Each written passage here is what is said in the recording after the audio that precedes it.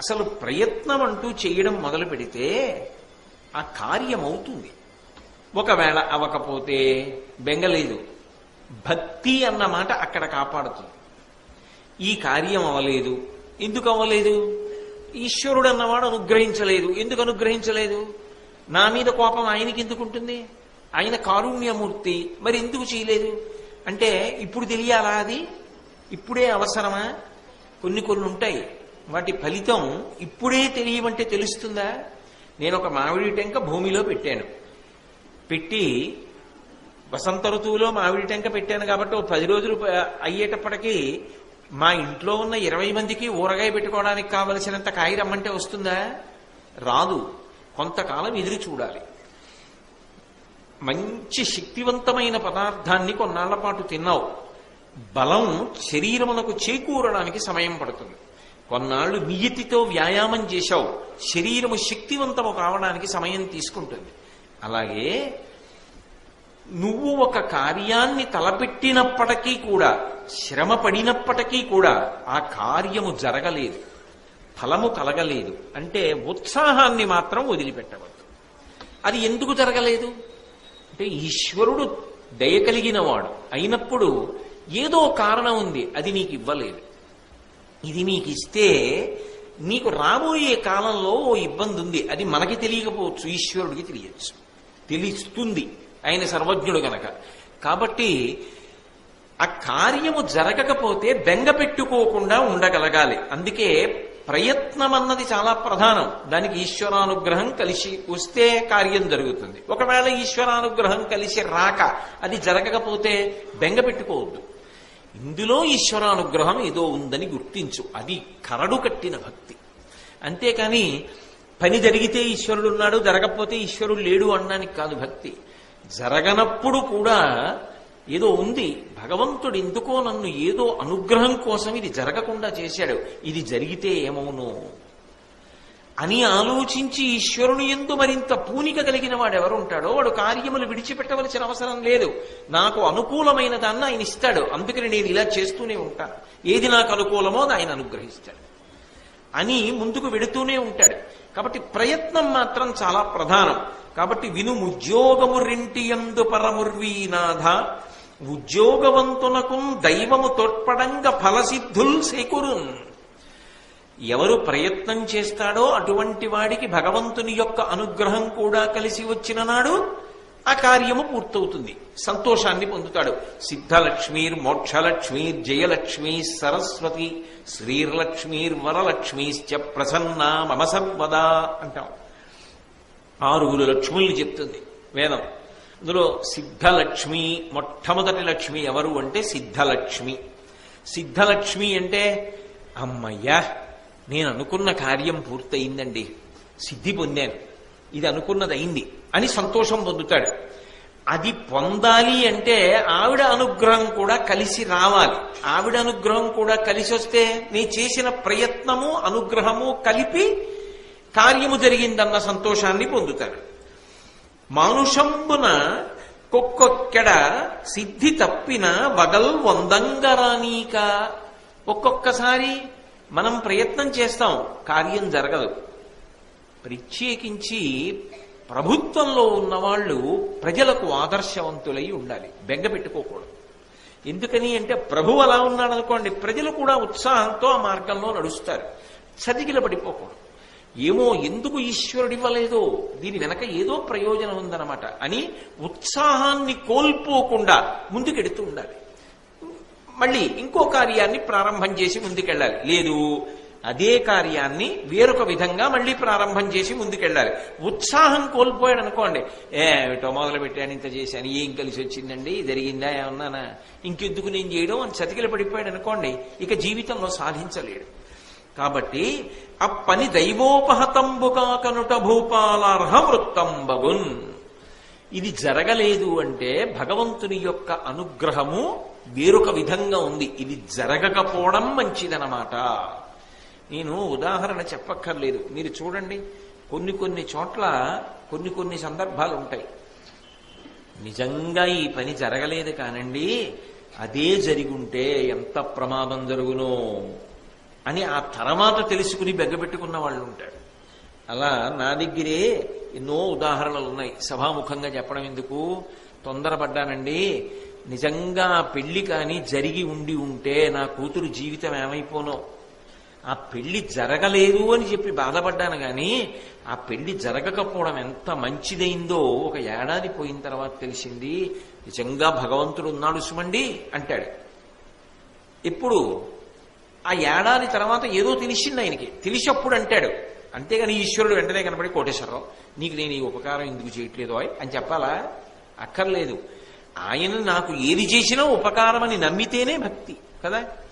అప్పుడే ఉత్సాహం పోకుండా ఉండాలి. కాబట్టి అలా భూపాలుడు ముందుకు వెళ్ళాలి.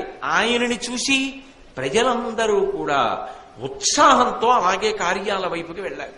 అంతేకాని ఏదో ఒకటి మొదలెట్టా ఒకటి సాధించలేకపోయామని నిరుత్సాహపడిపోతే దాని వలన ప్రయోజనం. అసలు ప్రయత్నం అంటూ చేయడం మొదలు పెడితే ఆ కార్యం అవుతుంది. ఒకవేళ అవ్వకపోతే బెంగలేదు. భక్తి అన్న మాట అక్కడ కాపాడుతుంది. ఈ కార్యం అవ్వలేదు, ఎందుకు అవ్వలేదు? ఈశ్వరుడు అన్నవాడు అనుగ్రహించలేదు. ఎందుకు అనుగ్రహించలేదు? నా మీద కోపం ఆయనకి ఎందుకు ఉంటుంది? ఆయన కారుణ్యమూర్తి, మరి ఎందుకు చేయలేదు అంటే ఇప్పుడు తెలియాలా? అది ఇప్పుడే అవసరమా? కొన్ని ఉంటాయి, వాటి ఫలితం ఇప్పుడే తెలియమంటే తెలుస్తుందా? నేను ఒక మామిడి టెంక భూమిలో పెట్టాను.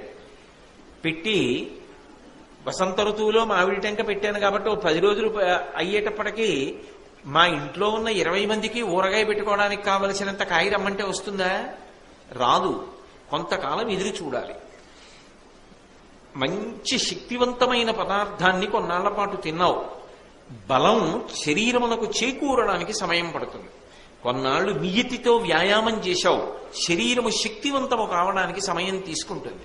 అలాగే నువ్వు ఒక కార్యాన్ని తలపెట్టినప్పటికీ కూడా, శ్రమ పడినప్పటికీ కూడా ఆ కార్యము జరగలేదు, ఫలము కలగలేదు అంటే ఉత్సాహాన్ని మాత్రం వదిలిపెట్టవద్దు.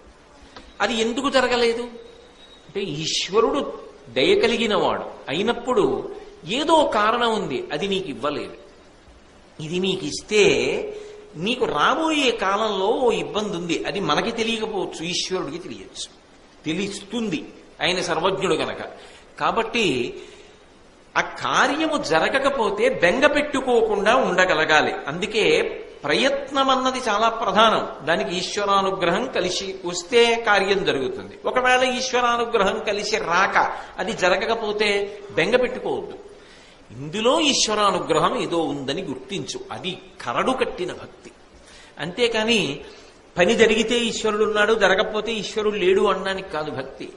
జరగనప్పుడు కూడా ఏదో ఉంది, భగవంతుడు ఎందుకో నన్ను ఏదో అనుగ్రహం కోసం ఇది జరగకుండా చేశాడు, ఇది జరిగితే ఏమవును అని ఆలోచించి ఈశ్వరుని యందు మరింత పూనిక కలిగిన వాడు ఎవరుంటాడో వాడు కార్యములు విడిచిపెట్టవలసిన అవసరం లేదు. నాకు అనుకూలమైన దాన్ని ఆయన ఇస్తాడు, అందుకని నేను ఇలా చేస్తూనే ఉంటాను. ఏది నాకు అనుకూలమో అది ఆయన అనుగ్రహిస్తాడు అని ముందుకు వెడుతూనే ఉంటాడు. కాబట్టి ప్రయత్నం మాత్రం చాలా ప్రధానం.